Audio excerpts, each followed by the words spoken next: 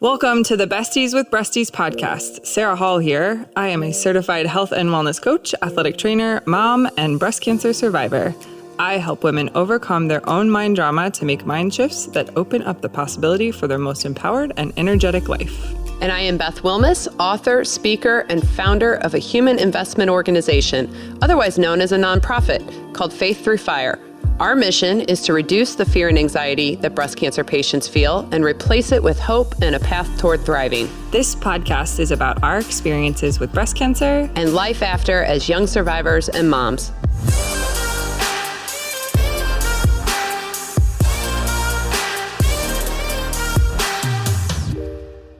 How was your bio break? It was delicious. Delicious? Your bio I break? had just been holding my bladder for a while. Oh, that's funny. My biology break? Your bio break. I don't know. Have you never heard anybody say No. that? Really? No. Regarding going to the bathroom? Yeah. Is it like I don't for know your if it's biology? I don't know if it's short for biology. I don't really know. I just know people say, "How was your bio break?" Oh, well, it was great. It was great. Wonderful. It was great. It was relieving. Good. I'm glad. You're like, I can power through. I'm like, or you could just go. I know, because then I just feel like I talk really fast because I'm trying to get it over with. Like, I have to go to the bathroom. All right, that's enough of that. Yeah. It's like an Uncle Buck moment. She's Yeah, like, it that's was. quite enough. Yeah. Hush now. All right, so today, interesting guest. We're talking to a breast cancer thriver. She was stage 3. She decided to decline conventional treatment and heal her breast cancer naturally. But 2 years later, her cancer progressed to becoming stage 4. And so then she embraced chemo and her holistic methods. So first, we're going to talk about why Tara first declined conventional cancer treatment. And then we'll talk about how she felt when her cancer progressed to stage 4 and any regrets that she might have and how she now advises others. Yeah. And finally, we'll talk about how she lives today and the joy she finds in her journey. But before we do that, let's hear from our first sponsor. Ann's Bra Shop features skilled mastectomy fitters ready to assist you in selecting the perfect breast forms, bras, swimsuits, and camisoles for your post-surgery needs. They have 3 locations in the St. Louis area, Chesterfield and Winsville, Missouri, across the river in O'Fallon, Illinois, and a 4th location south on I-55 in Cape Girardeau. Visit Ann's Bra Shop at www.brashop.com to learn more. Welcome, Tara. Thanks so much for being here. Thank you so much. I'm so happy to be here with you. Absolutely. All right, I want to jump into your story. You were diagnosed with stage 3 breast cancer in September of 2016. Is that right? Yes, correct. Yep. At what juncture in your life were you? How did that hit you? Like, kind of tell us where you were in life and just how you reacted to that news. Everybody's so different. I love hearing kind of everybody's story. Oh, yes. Well, I was in my mid-40s. I was running a horse retreat center in Northern California where I did equine therapy, basically. My best friend in 19 years had just died 1 year previously from leukemia. So I was going through a lot of grief. I'd always been very healthy. Everybody said that I was the healthiest person I knew. So it was a big shock and a surprise to be diagnosed with stage 3 cancer. Yeah. It was a whirlwind, like it can be. You know, I think it's so interesting. We've had so many guests recently that had stressful events going on in their lives leading up to their diagnosis. You mentioned that your friend had died. I was looking at your website. It sounds like you were a caregiver for her. So you were very deeply involved in her care and in her treatment and all of that, correct? Yeah, it was 22 months from diagnosis to death. And I was there for it all, spent months with her at the hospital and was there when she died. So yes, it was very encompassing and very heartbreaking. Of course. And beautiful at the same time too. Yeah. Death is one of those things that, Sarah and I talk about it a lot. There's a lot of fear around it. And I think that there's something beautiful though, when you can kind of make friends with it. And we'll get to that point. So you get diagnosed with stage 3 breast cancer in the wake of your own grief with your friend. What were your thoughts when you got diagnosed? What did your doctors want you to do? What did you decide was best for you? Well, of course, they wanted me to do the standard route of treatment, chemo, surgery, and radiation. I had a lot of trauma about being with my best friend through her death, and I was already a natural girl. So I decided to do all natural, which I did for many years. And I did pretty successfully until a very stressful incident occurred. And I was forced to sell my horse retreat center. It was about a year of constant stress. And during that time, the cancer spread throughout my body, from my breast, my lungs, my liver, my spine, my adrenal gland, and my bones. I moved back home. This is a very condensed version of my story. It's in my book, Grace, Grit, and Gratitude. But I moved back home to Kauai, Hawaii, where I live now, where my dad is from. And I was referred to hospice in the spring of 2019. I knew I was dying. I was on oxygen all the time. I couldn't talk because I had so much cancer in my lungs. I had to sit up to sleep. I was walking with a cane because my left hip was breaking. And I decided to face my fear and do chemotherapy, which I did for 9 months. And I still kept up my natural treatments. But during that time, I almost died a few times. I had to have emergency double hip surgery because my left hip broke. And I came out of treatment in February 2020 with great results. The cancer had shrunk throughout my body. And last year, it was the year before, 2022, I was declared NED, no evidence of disease. So it's a total miracle I'm alive. That's amazing. What do you attribute that to? I did a lot of deep inner healing. I cleared away toxic people and relationships. I think the natural medicine, the love of my horses, the love of the land here. I dove into a lot of deep self-love within myself, which I feel like that was a big part of it, to really find my joy. That's amazing. So I'm sure this is going to be very hopeful for some people, because I was actually talking to somebody the other day who had quite a bit happen to her in her lifetime. And so when she got breast cancer, it felt like just another thing. And I told her, I said, it must have just felt so many times throughout your life when these difficult things would arise that this is it. This is my life. And she's like, it did feel that way, but there was always another chapter. And she's like, and it kind of built her resilience. And it also built in her this capacity for joy, even in the most difficult circumstances. And I wonder if you feel like that's really the goal. Like, that it sounds like you did a lot of inner work to get yourself to a place where you could kind of joy and grief could kind of coexist. And is that what you attribute to? Because your book basically says you were on hospice. And now what is your life like? Now my life is great. I'm writing books. I coach people with cancer. I work with people with horses. I live on the land here in Kauai, take care of my animals. But yeah, it's been a lot. Even in the last 2 years, both of my parents died very tragically. So it's been a constant being pushed to the limit of like, okay, so how are you going to rise up to this situation? How are you going to continue to find joy? So that's been a bit of my mission, to face difficult circumstances. Has that, when you faced having to lose your parents, did that kind of feel like did you have any fear about the cancer returning because of that kind of stress and that trauma? Or how did you overcome that? Because I'm sure many people who are listening are like, you can't avoid traumas. Traumas will happen. Yeah, but it's interesting because your cancer progressed from stage 3 to stage 4 around the time that you had to sell your beloved sanctuary. And now your parents have died. And I can imagine that evoked a lot of fear of here we go again. That's an interesting question, Sarah. Yeah, there was definitely that fear there.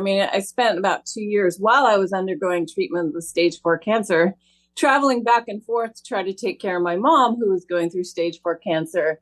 And then my dad died 4 months after my mom. And it was just very painful and horrible and an absolute nightmare. So yeah, there was definitely the fear of the cancer returning. So I'm just so grateful my body has continued to stay healthy through all those tribulations. It's really a miracle. I want to know a little bit more about how you advocate for yourself and what you kind of tell people that seek you out for help. But before we do that, you want to do Boobs in the News? Let's do it. Okay. Boobs in the News is a fun segment where we read funny tweets by real people or ridiculous news stories. Boobs in the News, boobs in the news, boobs in the news. All right. I'm going to go on record and say this is a boobs about me. Oh, this is a story about you? This is a story about me. Now I can't wait. This is a story about me. I am the boob. I'm just going to come out there and say this. Okay, great. So I see this morning, I'm on a conference call this morning, and my sister calls me. And I ignore it because I'm on a call. I'm on a Zoom. Yeah. And then she calls me again right away. Yes. And I'm like, what the heck? She normally doesn't do that. You know how you automatically go, uh-oh, I hope something's not wrong. Right. So I text a back-to-back family call. Right. Means so I text her as I'm on the Zoom. I'm trying to pay attention to my Zoom while I'm texting her. And I'm like, I'm on a Zoom. And she texts me back, call me back right away when you get off. So I'm like, oh gosh. So I get off the Zoom. You're in trouble. I was just worried. And I call her and I said, how are you? And she's like, oh my gosh. And I'm like, what? What's going on? And she's like, I got a call from the principal at my daughter's school today. She's like, the book that you bought her for her birthday, she basically got in trouble because it has explicit content in it. And I was like, what?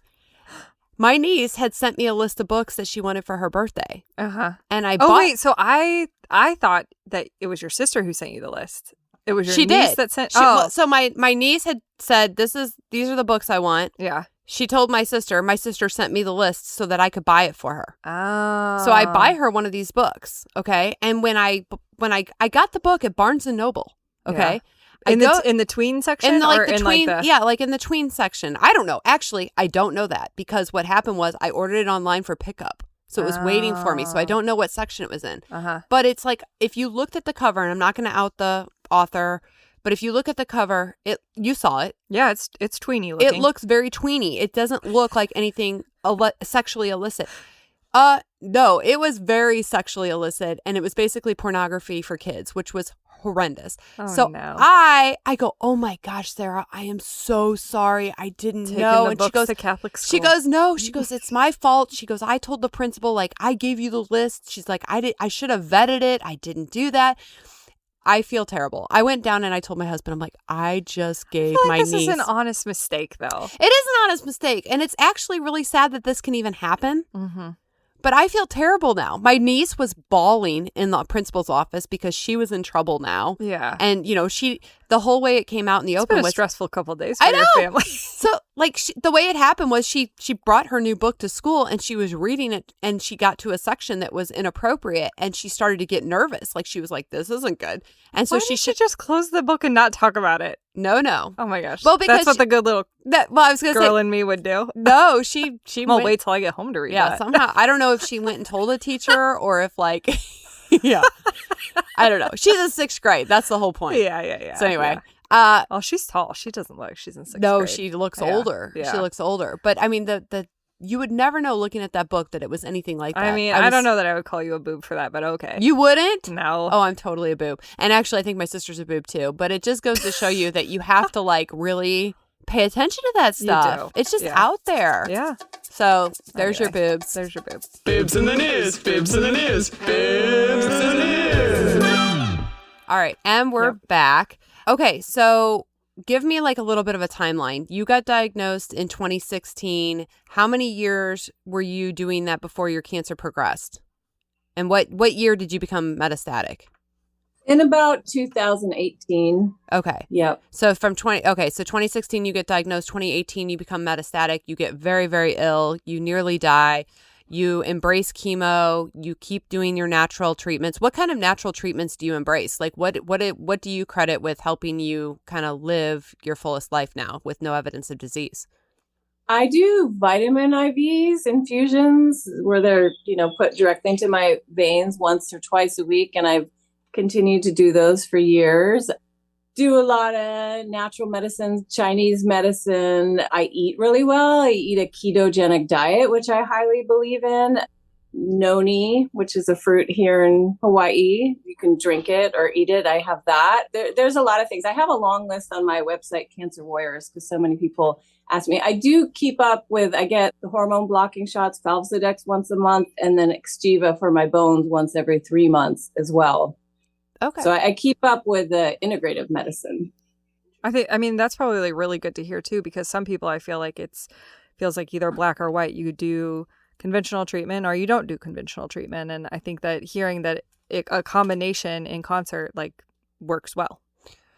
Yeah, I was Exactly. gonna say when I was kind of looking through your story, it seemed I'm curious to know, do you regret not doing conventional treatment out of the gate, or did you feel very confident in your decision to handle things naturally and then, just through the course? Because, over time and experience, people change. People change. What worked for you before didn't. You mentioned the trauma that you had associated chemotherapy with your friend's death. We're a big advocate of you can't live in the past and you can't think about what was. But I noticed that on your website, you kind of made a point to say that your view on conventional treatment has changed somewhat. Can you talk a little bit about that evolution and why you landed there? Definitely. And that's a great question. I don't regret doing what I did. A lot of people said, well, why didn't you do that at the beginning?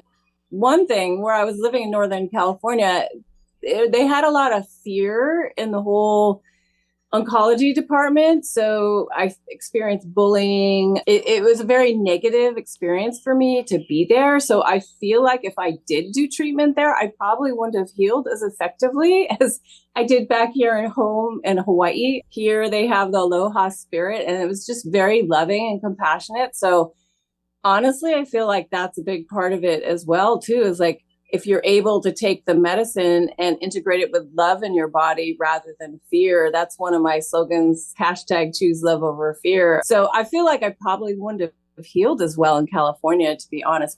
Plus, I had a lot of stress on me because I was running this horse retreat center. Whereas back here in Hawaii, it's a much more relaxed environment where I can just drop into healing. Oh, that's interesting. I never considered I guess the vibe when you walk into places. It does.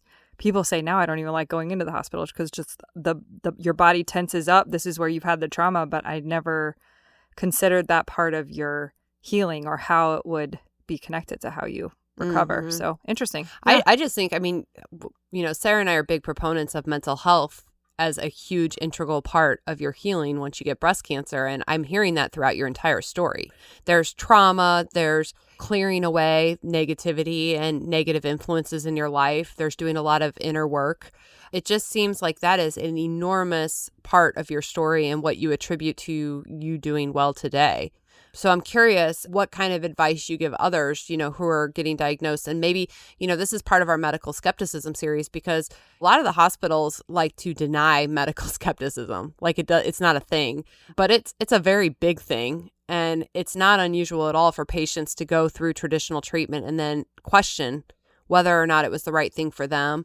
Because when you're making decisions, when you're traumatized, your brain's not fully online when you're traumatized. And so whether you're declining treatment or you're embracing treatment, I think that everybody, when they come out of that fog, looks at it through a different perspective. So I'm wondering why that is not something that is embraced within the medical community when it seems to be such a huge part of women's stories. Sounds like we need the aloha spirit everywhere. We do need the aloha spirit. Maybe that's what we need. Do you have any advice, or do you have any thoughts for people listening who maybe are medically skeptical and aren't quite sure what to do? Yeah, that's a great question. I feel like to really trust your gut instinct is important, to find the doctor or caregiver that works for you, that's in alignment with you. Not that you'll find the perfect doctor, but if one is putting a lot of fear on you and telling you, your timeline of how much time you have to live or this and that, like to really speak up for yourself and advocate for yourself, and also know that you have a choice. You can find another doctor if need be. And also, I just want to mention and piggyback on that topic, the importance of self-love and self-care is so important. And that's why I feel like a cancer diagnosis can be a blessing, because a lot of us going through breast cancer, we tend to be givers. I mean, I definitely was and tend to be. And it's an opportunity to really turn that love that we give to others back to ourselves. So, and it might be the first time in our life that we do that. So I saw a quote on your website that you said, "I believe this cancer experience came to me to grow my soul to a place of unimaginable depth. I am choosing to be thankful for the pain, the struggle, and my fears of what this path might bring. I know if I accept it, I will transcend it. Every challenge is an experience to embrace and grow or not. It's a moment-to-moment choice." Yeah. Well, I appreciate you sharing your story. Before we wrap up, let's hear from our second sponsor. Thrivent is a proud sponsor of Faith Through Fire. Thrivent believes money is a tool and not a goal. The Gateway Financial Group with Thrivent is local to the St. Louis area and can work with you to create a financial strategy that reflects your priorities and helps you protect the things that matter to you, like family and giving back. Please call 314-783-4214 to schedule a free consultation with one of Thrivent's Gateway Financial Advisors. All right, we are back. Do you have any final words? And I definitely want you to share how people can connect with you. And or find your book. Or find your book. Yeah, for sure. Definitely. Your cover's beautiful, by the way. The cover of your book is absolutely beautiful. Oh, thank you. I love the cover too. Final parting words. I love to remind people that they're so much stronger than they think they are. We have infinite strength as human beings, and it's a great opportunity to grow. Like I was saying, so to dig in and find that self-nurturance and draw the people to you that'll really nurture you, and that you deserve that. This is your time to use this opportunity for growth. And as far as where to find me, yeah, I'm all over social media. I'm a YouTube channel, Instagram, Tara Coyote on both, TikTok, all the other major social media channels. And give the name of your book one more time. Sure. It's Grace, Grit, and Gratitude, A Cancer Thriver's Journey from Hospice to Full Recovery with the Healing Power of Horses. It's on Amazon. It's on audiobook. It's online in Barnes & Noble. And then also my main website for the cancer healing journey is cancerwarrioress.com. Yeah, you can find links to all my videos and everything there as well. Thank you so much, Tara. Yeah. We really appreciate you being on here. Yes, thank you. Thank you. It's an honor. Until next time, guys. See ya. Thank you for being a listener of the Besties with Breasties podcast. If this podcast had a positive impact on your journey, leave us a review or consider becoming a supporter. You can donate with the link in the show notes or at faiththroughfire.org. This episode was hosted by Sarah Hall and Beth Wilmus, audio and production edits by Innovative Frequencies.